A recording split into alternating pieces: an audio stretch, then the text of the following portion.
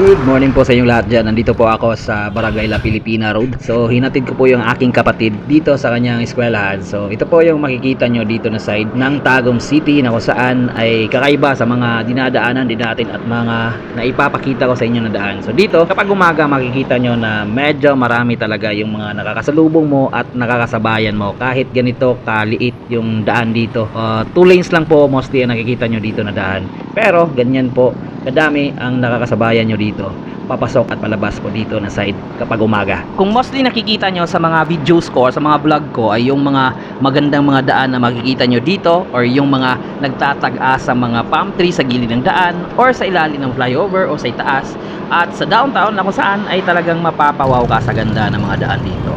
Then dito na side, ito naman po ang makikita nyo. So dito sa La Pilipina Road, papunta po ito sa public market ng Tagum City, at iikot po tayo para maipakita ko din sa inyo ano ang mukha at situation ng public market dito sa amin. At dahil din sa kapapanood ko sa mga motovlogger sa Thailand, no, yung mga remote area ng daan sa Thailand, so parang nahahalin tulad ko itong daan dito sa amin, no, sa Thailand.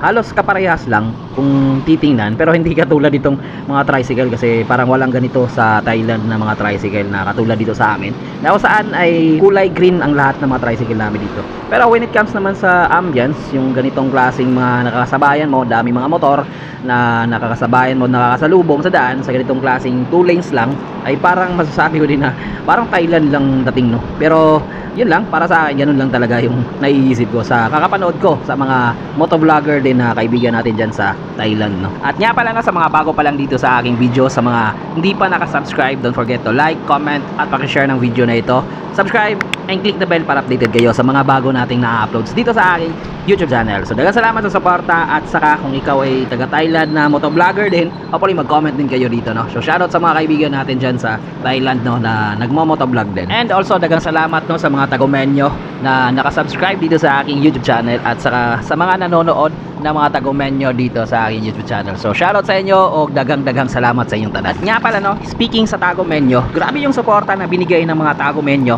noong World Tribute Day ng birthday ni Tatay Diggs, or the former President Rodrigo Rua Duterte, sa kanyang 80th birthday, no, na celebration na ginanap doon sa Tagum City Hall, o the new Tagum City Hall na grand, na kung saan ay ang daming nanood at pumunta sa ginawang tribute, or masasabi ko din na parang prayer rally para kay Tatay Diggs, no. Grabe yung suporta na ipinapakita ng mga tagumenyo, dahil sa totoo naman talaga, para sa akin, the best president in the Philippines history is si Tatay Diggs, no. Walang ibang presidente ang nakagawa ng mga bagay na nagawa niya sa loob ng isang termino. Nga pala, no, ang gamit natin ng motor ngayon ay itong Yamaha Mio Sporte na scooter ng aking bayaw, dahil nga yung aking motor ay iniwan ko po sa Mako at sinwap ko muna sandali nito motor na ito para makatakbo kahit papano. Dahil sa almost 3 weeks na ito nakatambay doon, so kailangan ko mapatakbo ito para hindi siya masira. At ayan mga amigo, mga amigo, no, andito na tayo sa may kanto sa new public market ng Tagum City. So ililibot ko kayo, at least makikita nyo at masishare ko sa inyo kung ano ang makikita nyo dito sa daan sa new public market ng Tagum City. Dito na side na daan, no, makikita nyo ang lalaki ng mga bitak ng daan o sira-sira mga daan dito. Dahil nga sa every madaling araw ay dito po yung bagsakan ng mga isda o yung mga piskar na nagbebenta ng mga isda. So yan po makikita nyo, sobrang mga sira-sira na yung mga daan.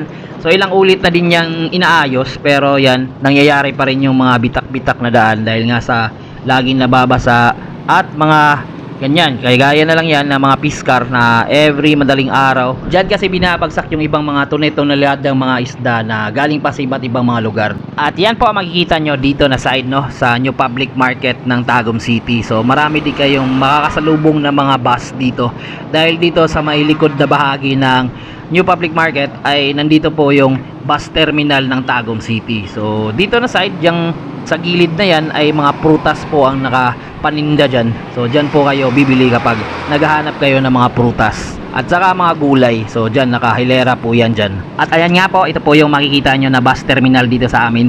Dito mismo sa likod na bahagi ng New Public Market ng Tagum City. Kung meron kayong pupuntahan at gusto nyo sumakay ng bus, so dito po kayo pupunta o sasakay sa likod na bahagi ng New Public Market sa bus terminal ng Tagum City.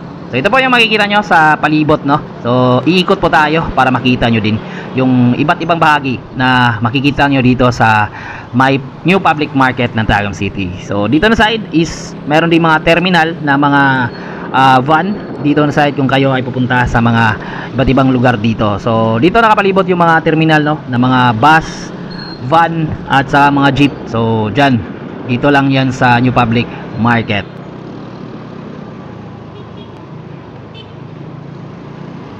So ito po yung makikita nyo dito na side. So straight up tayo para at least may share ko sa inyo ang mukha ng mga daan na makikita nyo kapag kayo ay magagawi dito sa New Public Market ng Tagum City.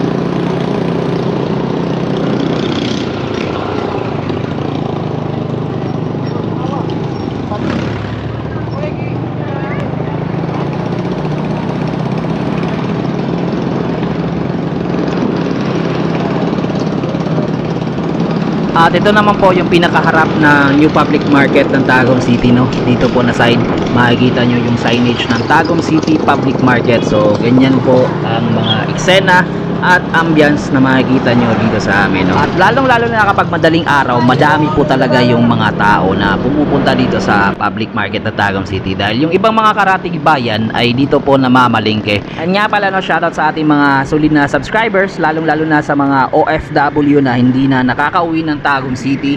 At kung saan ay gusto nyong malaman ang update ng Tagum City, manood lang po kayo sa mga videos na ginagawa ko dahil mostly dito po sa Tagum City nakatuon at sa mga update sa mga daan na makikita nyo dito sa atin, no, sa Tagum City. So shoutout sa inyo at laging po kayong mag-iingat dyan sa labas o dyan sa abroad. So yun po, daghang salamat sa pagtanaw o sa kanunay na suporta, especially sa mga kaibigan natin, no, nasa abroad. At ito naman po nga pala yung Ganti Road dito sa Tagum City o dating tinatawag natin na Davao Woods.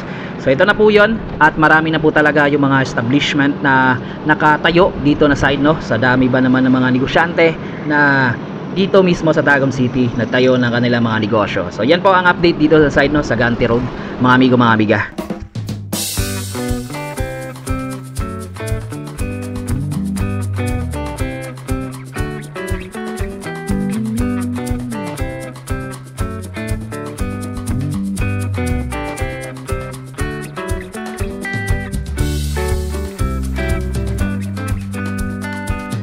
Napapansin nyo ba sa video ko na most of those na nakamotor dito sa Tagum City, lalong lalo na itong mga babae na nasusundan natin, no, hindi talaga sila nag-helmet. So I'm not quite sure kung bakit hindi ba sila nag-helmet, kasi yung pagkakaalam ko, sabi ng iba ay okay lang talaga dito sa Tagum City na hindi mag-helmet. Pero para sa akin, napaka-importante po talaga na mag-helmet.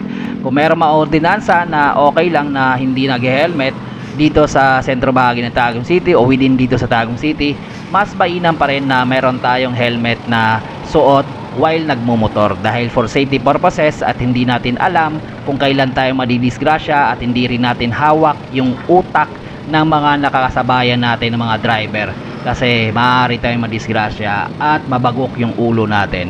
Mas mainam pa rin na meron tayong protective gears sa ating ulo para maiwasan ang fatal or biglaang pagkabagok ng ating ulo. So yun po ang napapansin ko. Hindi ko alam kung bakit marami pa rin talagang mga driver dito, especially sa mga babae, no, na sobrang parang feeling nila na okay lang talaga magmotor na walang helmet dahil nga sa nang nakasanayan ng karamihan.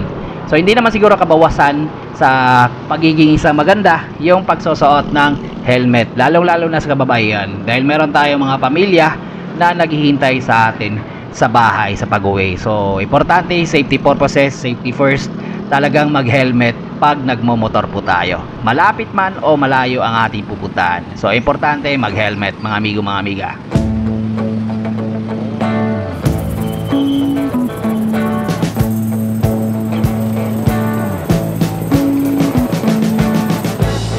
We've been living in sin so long, all the feels are gone. Fella stopped me on the street last night, said everything's alright. Roller coaster, make it through the day upright. It seems your meal ticket is gone, but life goes on. I could never imagine something better. Yeah, right.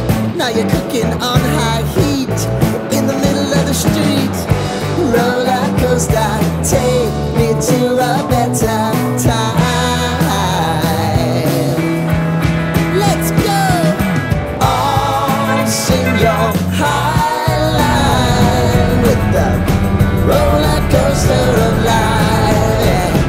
It's time to all choose your timeline on the roller coaster of life.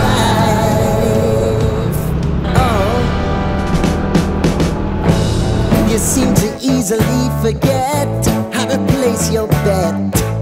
When everyday life gets you down, you gotta steal the crown. Got to own it. Don't bitch and moan about it, please. God forbid you scrape your knees, and it's nothing to sneeze at. Oh,